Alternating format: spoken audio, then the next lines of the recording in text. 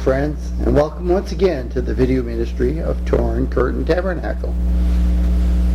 Lately, we've been seeing in the news, seeing all around us, all the distress, all the hate, all the terrorism, all that's going on in this world. It's time we Christians stand up and do something about it. It doesn't take much. It just takes following God. But it takes following God in the right way. And the way God wants us to follow Him. The greatest fight against all of these things is love. So today we're going to take a little walk through 1 Corinthians 13 and see just what God means by love. The first part, why love? That's lines 1 through 3. Though I speak with the tongues or languages of men and angels, but have not love, I have become a sounding brass or a clanging cymbal. And though I have the gift of prophecy and understand all mysteries and all knowledge, and though I have all faith so I could move mountains, but have not love, I am nothing. And though I bestow all my goods to feed the poor, and though I give my body to be burned, but have not love, it profits me nothing. Friends, all this boils down to the fact that it's not what you do, but your motive behind it. You can look good in what you're doing, sound beautiful in your words. You can be heard by many. But if you do it only for show and not for love, you only do it for yourself. But we know Him to be much, much more. Even if you only believe Jesus to be a great teacher, His teachings have told us in Matthew 6, 1 through 5, the danger of doing works only to be seen of men. In those verses, He called the leaders hypocrites for the way they were acting, and said the reward would be only of this world. It would be quickly passing. Love should be the driving force behind our true heart actions. The actions of love should be that small, still voice, the small, still voice of God. And it is there that truly lies, as Huey Lewis in the News put it, the power of love. Now there's some love knots, and that's N-O-T-S. We're not tying anything up here. We're going to go to line 5. Love is not rude. It does not demand its own way. It is not irritable, and it keeps no record of being wronged. This group teaches us how not to act towards each other. How can a true and patient heart be demanding, behaving in an unrighteous way? We are told in Deuteronomy 25:16, for all who do such things, all who behave unrighteously, are an abomination to the Lord your God. Our God is love and wants us to love. Love is not irritable, or as the New King James Version says, it does not seek its own.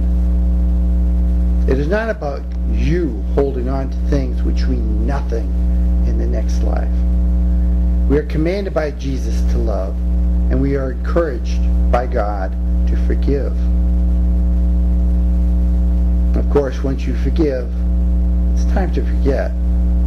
Not only does this show love for others and love for God, it lightens our hearts and souls not to have to carry that burden of unforgiveness. Now we have a few love does nots.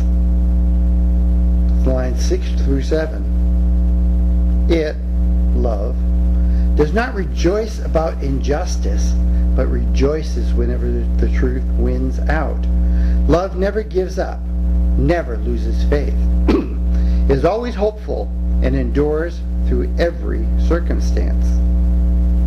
Injustice, or as some translations call it, iniquity, it's just doing wrong. When acting out of love, you cannot wish wrong upon others or be happy when something goes wrong for someone else. We must stand on a higher ground. We must be the light in the dark world. We must be that city on a hill. In 2 Timothy 2:19, it says, "But God's truth stands firm like a foundation stone with its inscription, 'The Lord knows those who are His, and all who belong to the Lord must turn away from evil or iniquity.'" Seek out the truth whenever you consider someone, whether it's what they're saying, what they're doing. Seek truth. Do not just go by your feelings, because the heart will fool you. And always give others a second chance, third chance, 7 times 70. And do not give up on them. Wish them well and wait on God. In 2 Timothy 3:13, it says, "But as for you, brethren, do not grow weary in doing good. In doing these things, you will see that God always loves. And when we love, we will know that," 1 Corinthians 13:8, "love never fails." So now it's time to grow up. We can't act like children and run by our feelings. We can't act like children and wish evil. It's time to grow up and act by love, act by faith, act in the manner God wants us to. We're even told to by God in 1 Corinthians 13:11. It says, "When I was a child, I talked like a child. I thought like a child. I reasoned like a child. But when I became an adult, I set aside childish ways."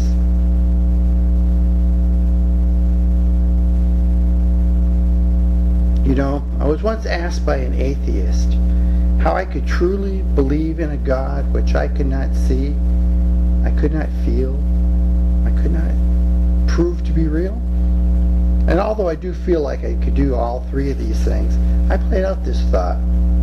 At the very core of my belief is the thought of having a great, eternal, all-powerful being who truly loves me in all I say and all I do, who truly loves you in all you say and all you do. He has no expectations on us, since there is nothing we can do for him that he cannot do for himself. He does not need me, yet he wants me. He does not need you, or you, or you, or you, or you, or you, but he wants you.